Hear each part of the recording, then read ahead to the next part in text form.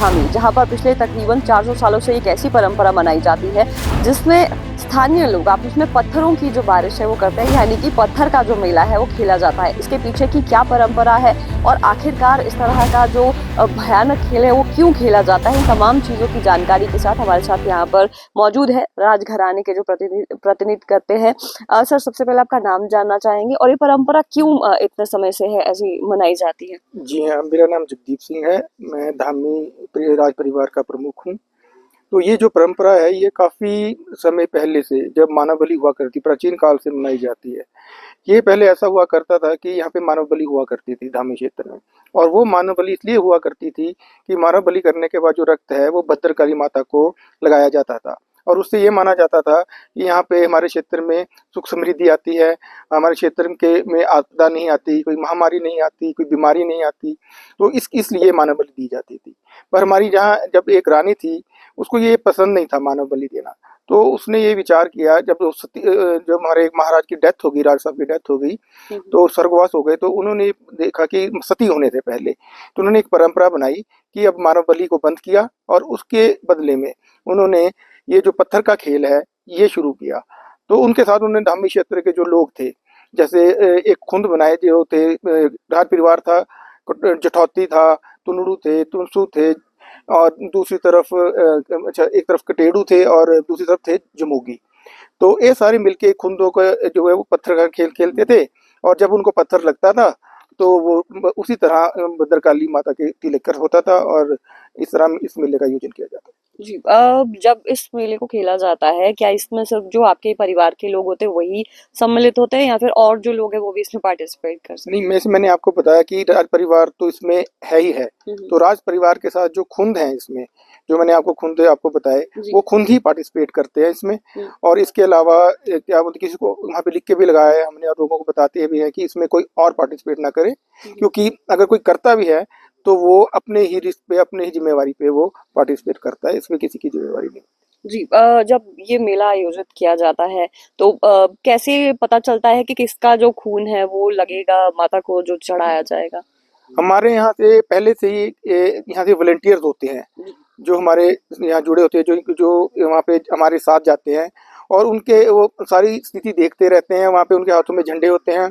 जब हरा झंडा होता है तो जो सबसे पहले जो राज प्रमुख होता है वो मारता है पत्थर, फिर उसके बाद खेल शुरू होता है। वो जो आपस में खुंद मारते हैं, और जब हरा झंडा होता है इसका मतलब है कि खेल शुरू हो गया है।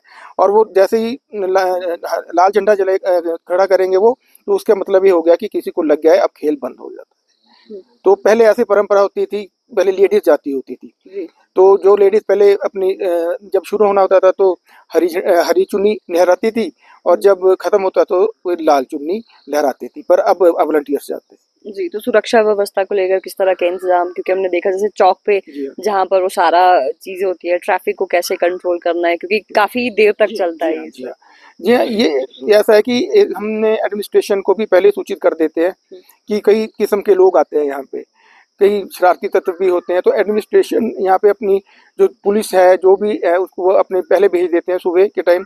तो कुछ हमारे वॉलंटियर्स भी होते हैं, और वॉलंटियर्स भी उनकी देख रेख में और पुलिस की देख रेख में ये सारा कार्यक्रम होता है, और बड़ी सुरक्षित तरीके से होता है कि किसी को हानि ना पहुंचे।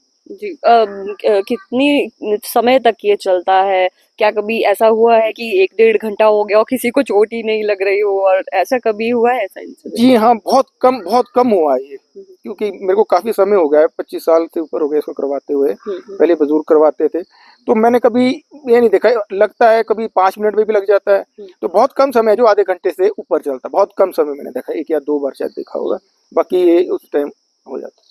चलिए, वैसे तो काफी लंबा अरसा हो गया है इस परंपरा को आप निभाते, तो किस तरह से आप संजो कर रखते हैं? एक संस्कृति देखने को मिलती है, लोग भी यहाँ पर बाहर से आते हैं, तो उनके लिए एक यहाँ की झलक भी देखने को मिलती है, और सुरक्षित करके रखे हुए आप अपनी इस परंपरा को। जी हाँ, ये तो है ही है कि जो हमारे राज परिवार से द्वारा चलाई गई ये परंपरा है, उसे आगे पहले हमारे बुजुर्ग करते थे, बुजुर्गों के बुजुर्ग भी करते थे। अब मेरी जिम्मेवारी है, अब मैं करता हूँ। उसके बाद मेरा बेटा बेटी का अनंजय सिंह है, ये भी अभी धीरे धीरे सीख रहा है, निभा रहा है कि कैसे निभाएंगे इसको। तो आगे मैं आशा करता हूँ ये भी इसी तरह की परंपरा चलाते रहें। जी अनंत आपसे बात करना चाहेंगे। जब आप देखते ही होंगे कि पत्थर मेला खेलते हैं, तो क्या लगता है आपको कितना इम्पोर्टेंट है आपकी परंपरा और इसको इस जो संस्कृति आपकी उसको आगे बढ़ाना? हाँ मतलब ये मेला भी बहुत इंटरेस्टिंग है एंड अच्छा लगता है जब देखते हैं। अब कोशिश करेंगे कि आगे भी और बढ़ा सके इसको।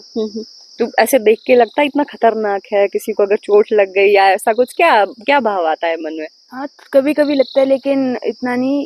और फिर पापा भी है तो वो बताते रहते हैं मेले के बारे में कैसे कैसे इम्पोर्टेंस काफी ज्यादा है। importance काफी ज्यादा है। जी बहुत बहुत शुक्रिया हमसे बातचीत करने के लिए। तो जिस तरह से इन्होंने हमें जानकारी देते हुए बताया कि काफी लंबे अरसे से ये जो परंपरा है यहाँ पर चलती आ रही है और किस तरह से ये शुरू क्यों हुई थी। यहाँ के जो स्थानीय लोग हैं इनकी सुख समृद्धि और यहाँ पर जो अलग अलग चीजें होती है उसको देखते हुए ही इस परंपरा को आगे बढ़ाया जा रहा है। और जिस तरह से जो आने वाली पीढ़ी है इस राजघराने की, वो भी इसके महत्व को पूरी तरह से समझते हैं। तो पूरी श्रद्धा भाव से जितने भी इन्होंने खून के नाम यहाँ पर बताए उसमें पार्टिसिपेट करते हैं और जैसे किसी को चोट लगती है तुरंत प्रभाव से इस मेले को यहाँ पर खत्म कर दिया जाता है और उसके खून को जो शारदा जगह है जहाँ पर वो रानी ने वहाँ पर सती हुई थी वहाँ पर उस खून को जो है चढ़ाया जा भद्रकाली को चढ़ाया जाता है। और ये काफी देखने वाली बात होती है कि जब पत्थरों की बारिश इतनी ज्यादा होती है तो ज्यादा जो लोग हैं इसमें यहाँ पर घायल नहीं होते। किसी एक व्यक्ति को ही जब चोट लगती है उसका ही जो खून है यहाँ पर भद्रकाली को चढ़ाया जाता है। धामी से डेली पोस्ट पंजाब हरियाणा हिमाचल के लिए रेशमा कश्यप की रिपोर्ट।